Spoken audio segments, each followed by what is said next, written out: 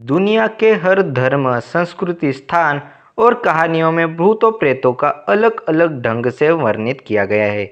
भूतों को लेकर अलग अलग तर्क दिए जाते हैं।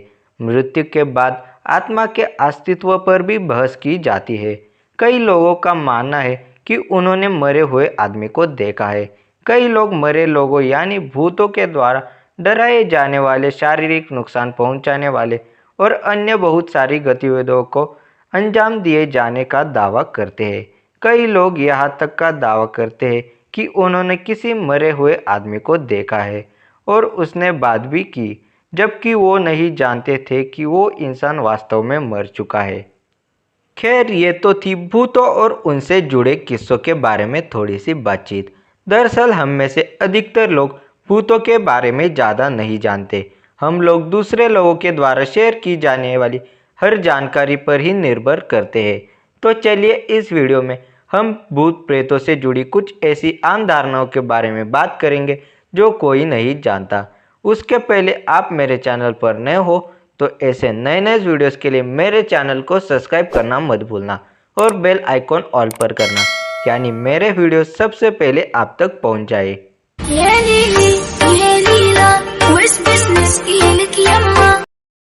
तो पहले ये जानते हैं कि भूत होते हैं या नहीं।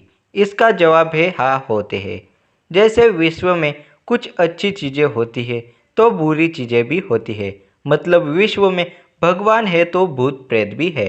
भूत बहुत कम लोगों को ही दिखाई देते हैं, क्योंकि हिंदू धर्म में लोगों का मानना है कि जिनके ग्रह यानी ग्रह नक्षत्र कमज़ोर होते हैं, भूत उनको ही दिखाई देते हैं। दूसरी ओर लोगों का मानना है कि जिन लोगों में कुछ खास बात होती है उनको भूत दिखाई देते हैं।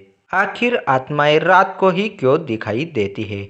यह बहुत ही आम प्रश्न है, लेकिन समझ नहीं आता कि ऐसा क्यों होता है। आम धारणा है कि आत्माएं दिन में होने वाले शोर और घरेलू सामान के चलने से होने वाले शोर की वजह से डरती है। माना जाता है कि रात के समय रोशनी कम होती है, जिसके कारण भूत प्रेत ज़्यादा शक्ति दिखा पाते हैं और ज़्यादा चीज़ों पर अपना नियंत्रण कर पाते हैं। यही कारण है कि रात के समय या एकांत में भूतों की मौजूदगी की संभावना होती है।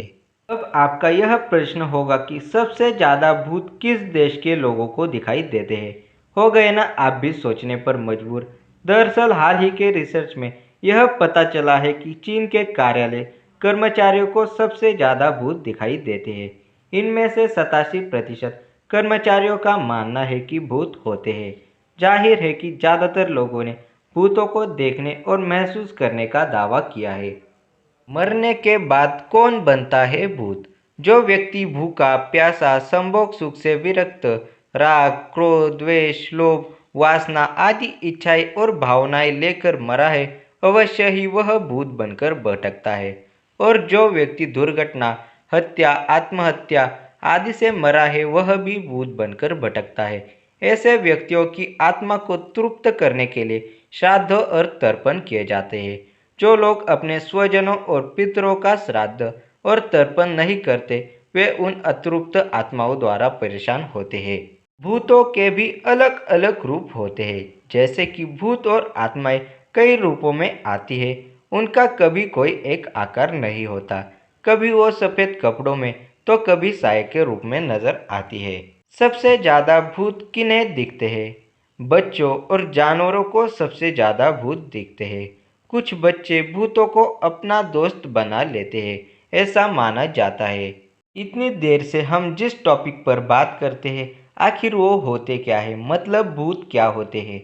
अल्बर्ट आइंस्टाइन ही नहीं, बल्कि उनसे पहले भी मिस्र में यह बात कही जा चुकी है कि मौत के बाद भी जीवन होता है, बस उनका रूप बदल जाता है। आज के लिए सिर्फ इतना ही। उम्मीद करता हूँ ये वीडियो आपको पसंद आया होगा। पसंद आए तो लाइक एंड सब्सक्राइब ज़रूर करना। मिलते हैं अगले वीडियो में, तब तक के लिए बाय।